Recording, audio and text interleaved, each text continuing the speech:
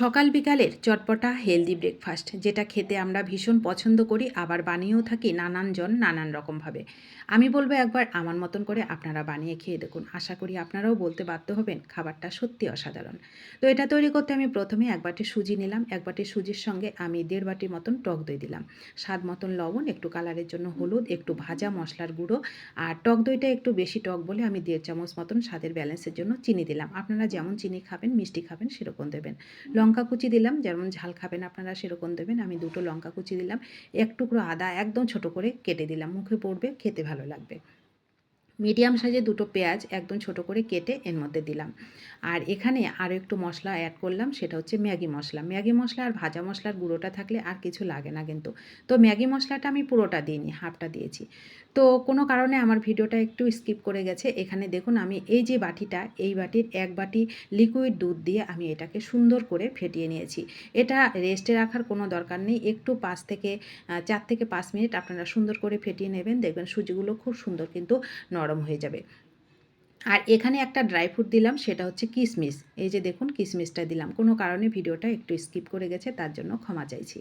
তো দেখুন কিশমিশ আর হচ্ছে লিকুইড দুধ 1 বাটি দিয়ে আমি সুন্দর করে এই মিশ্রণটাকে রেডি করে নিয়েছি। মিশ্রণটা কেমন ঘনত্বের হয়েছে দেখুন। আমি 1 বাটি সুজির সঙ্গে কিন্তু 1 বাটি লিকুইড দুধই দিয়েছি। আপনারা দুধটা না দিলে জলও দিতে পারেন, কিন্তু দুধটা দিলে খেতে বেশি ভালো লাগে। এখানে আপনারা আমন্ড কিংবা চীনাবাদামও দিতে পারেন। আবার কিন্তু যদি আপেল খান তাহলে আপেল ছোট ছোট করে টুকরো করেও কিন্তু এখানে দিতে পারেন। যেটা আপনাদের পছন্দের সেটা আপনারা এখানে দিতে পারেন। কিন্তু খাবারটা সত্যি খেতে ভীষণ ভালো লাগে। খুব চটজলদি তৈরি হয়ে যায় আর খুবই হেলদি কিন্তু খাবারটা।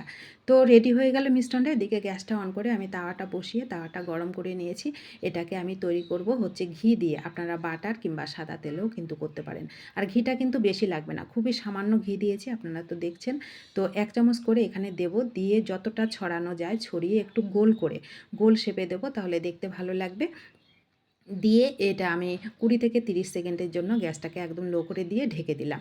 তো ঢাকাটাকে তুলে এটাকে আবার উল্টে দেবো, দিয়ে আরও একটুখানি ঘি দেবো, খুব সামান্য। দেখুন আমি ঘিটা কিন্তু বেশি ব্যবহার করছি না, আপনারা চাইলে বেশি করতে পারেন।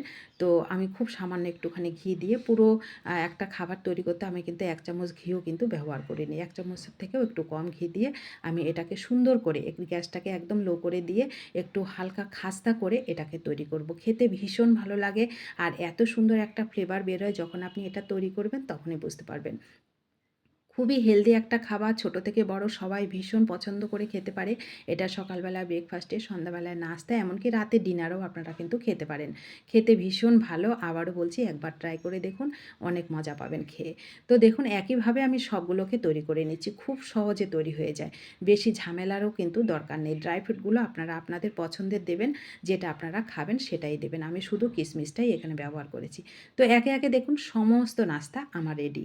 কেমন লাগলো এই সহজ রেসিপিটা আপনাদের কাছে? আশা করি ভালো লেগেছে। ভালো লাগলে ভালোবাসা দিয়ে আমার পাশে থাকবেন। আর যে সকল বন্ধুরা আমার পাশে আছেন তাদেরকে আমার অসংখ্য অসংখ্য ধন্যবাদ ও ভালোবাসা আমার পাশে থাকার জন্য। আর রেসিপিটা ভালো লাগলে আপনাদের প্রিয়জনদের কাছে শেয়ার করবেন। আপনারাও অবশ্যই বাড়িতে তৈরি করে খেয়ে দেখবেন। আশা করি আপনাদেরও ভীষণ ভালো লাগবে। আর ভিডিওটা ভালো লাগলে প্লিজ ভিডিওটিতে একটা লাইক করবেন। আপনাদের একটা লাইক আমাকে নতুন রেসিপি তৈরি করতে অনেকটা উৎসাহিত করে। দেখুন কতটা সুন্দর হয়েছে, বাইরেটা হয় হালকা খাস্তা আর ভেতরটা একদম সফট, দারুণ সুস্বাদু একটা খাবার। আপনারা না খেলে বুঝতে পারবেন না খাবারটা কতটা মজাদার। তো দেখা হবে নতুন কোনো রেসিপিতে। ততক্ষণ অবশ্যই সকলে ভালো থাকবেন, সুস্থ থাকবেন এবং আনন্দে থাকবেন। ধন্যবাদ সবাইকে।